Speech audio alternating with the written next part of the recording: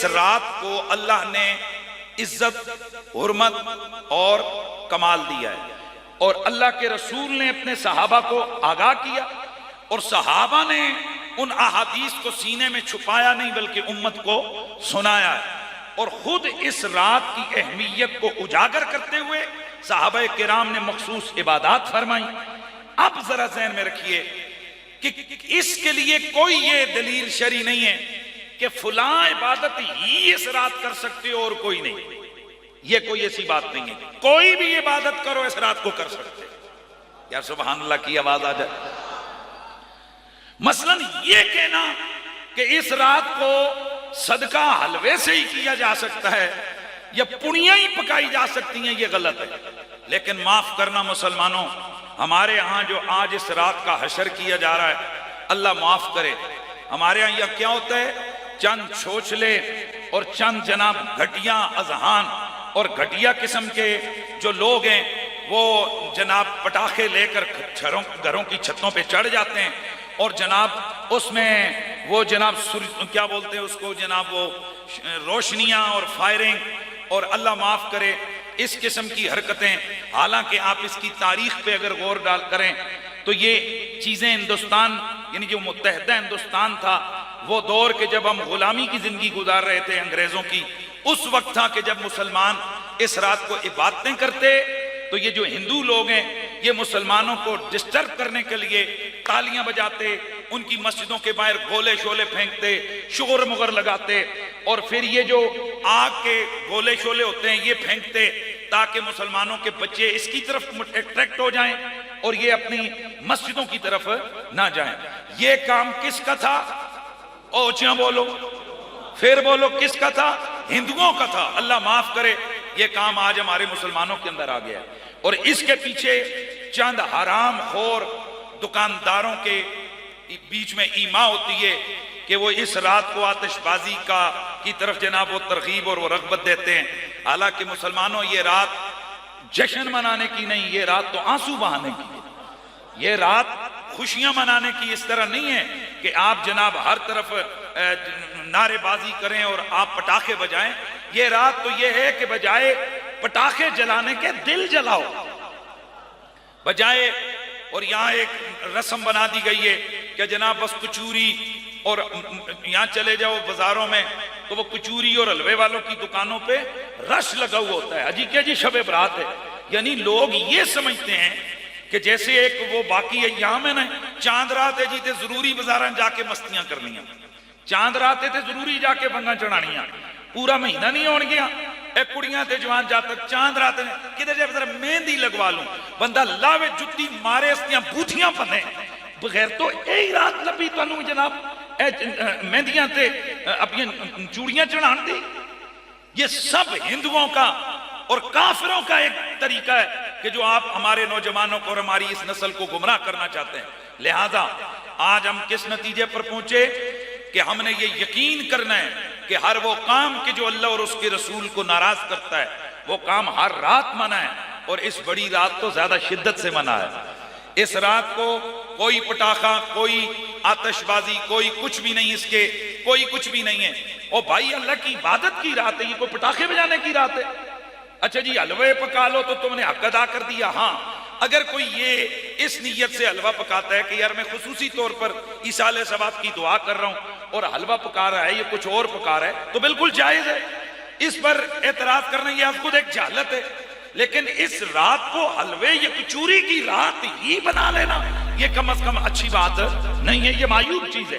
तो इसलिए हमने दोनों तरफ एक्सट्रीम पे नहीं जाना, ना तो उन बेअदबों की तरह कि जिन्होंने इस रात का क़याम से मना कर दिया, इबादत से रोक दिया, इस रात के रुकू और सुजूद और इबादतें बजा लाने से मना किया, इसको मेज एक पेट का ड्रामा बना दिया। न उन बेअदबों की तरह और न उन लायानी और जोहला की तरह कि जिन्होंने इस रात को पटाखे बाजी और आतिशबाजी ही के लिए बस रख छोड़ा, बल्कि हमने मुसलमान मोमिनीन का तरीका इख्तियार करना है कि हमने इस रात को जागना है और जागते हुए क्या करना है? कुरान पढ़ना है, नवाफिल पढ़ने हैं, रुकू और सुजूद अदा करने हैं, सलात और तस्बीह पढ़नी है, सलात और तौबा पढ़नी है। हमने ये काम करने हैं और ये चीज़ें कुरान और सुन्नत से मुस्तफ़ाद हैं। इसका अल्लाह और उसके रसूल की तरफ से इस्तेहसान है, यानी वो इसको मुस्तासन करार देते हैं। ये किसी सूरत में भी नाजायज़ नहीं है। और उसमें अगर आप लोग कब्रिस्तान जाना चाहते हैं तो आप लोग कब्रिस्तान पहले, यानी जैसे गुरूबे आफ्ताब हो जाए आप कब्रिस्तान चले जाएं, वहाँ ज़ियारत कबूर करें। वहाँ पर जाकर ये सिर्फ खुदा का वास्ता आओ यार, और खुदा का वास्ता हो यार, इतने इतने मुठे तुसी जनाब अगरबत्तियां हर कबर उत्ते जाके है मुठा भरिया ते अगरबत्तियां ठोकियां, ए जनाब आग लाई ते मुड़ के आया। खुदा के बंदो, अल्लाह के रसूल ने आग के शोले को कब्रों पर जलाने से मना किया है। ये कहां से निकाल लाए हो यार तुम?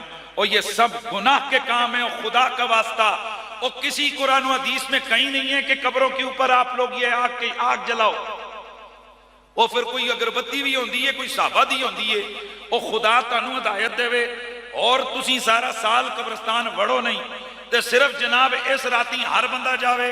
वो बाहर बैठे हुए होते हैं अगरबत्तियां बेचने वाले, तो जिसको जरा ज्यादा पैसे, वो अपने अब्बे नाल ज्यादा जनाब उसने धुआं लाना है, उसको जनाब वो 15-16 पैकेट खोल के कट्ठा मोटा वो मुठा भर के ना वो अगरबत्तियां जला के, तो लांदा भी कितने सही अब्बे दे सिरा ते,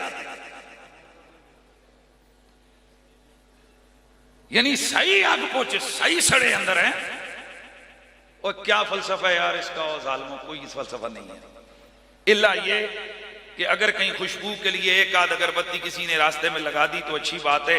बाकी इन अगरबत्तियों का मेरे जहन में कोई कॉन्सेप्ट नहीं है। और वो भी इतनियां कि जनाब फायर ब्रिगेड लियावन के किधरे आग लग गई है, खुदा का वास्ता।